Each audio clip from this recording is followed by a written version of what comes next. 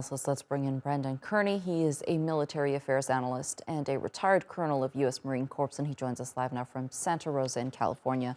Thank you so much, Colonel, for being with us on the program today.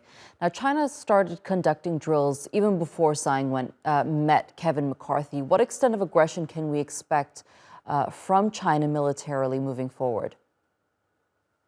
Well, I think, their past practices really are predictive of the future.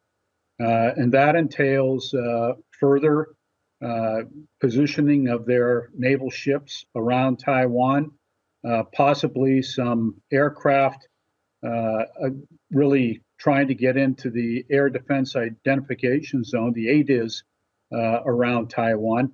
Again, all things that they have done, made a matter of practice over the past years to really show their displeasure, both at the United States and at Taiwan by itself. Right, and the U.S. doesn't diplomatically recognize Taiwan, but it continues to supply it with weapons, which raises the question of if China does indeed decide to attack Taiwan, how active a role will the U.S. play in all of this? Well, that is speculation right now as to exactly what the United States would do in response to any Chinese aggression towards Taiwan. And I think that's a purposeful stance on the part of the United States to have a degree of ambiguity out there so that really no one knows. Of course, the question is to a lot of us whether or not Washington, D.C. knows what they're going to do.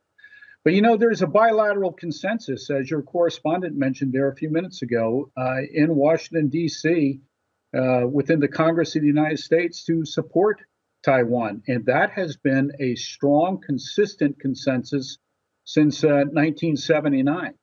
So, I think the bets are that the United States would have to respond if that unfortunate situation was to take place and China acted militarily against Taiwan.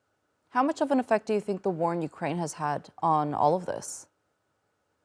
Well, it's had a significant effect. I think it's had an effect on China in terms of how China sees what the world reaction to Russia has been.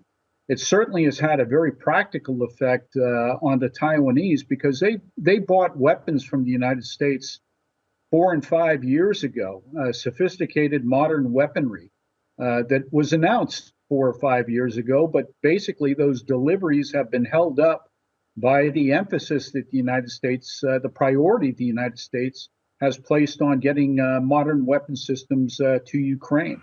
So there's philosophical and there's practical aspects of this that have an ongoing impact far beyond just Ukraine or far beyond just Taiwan.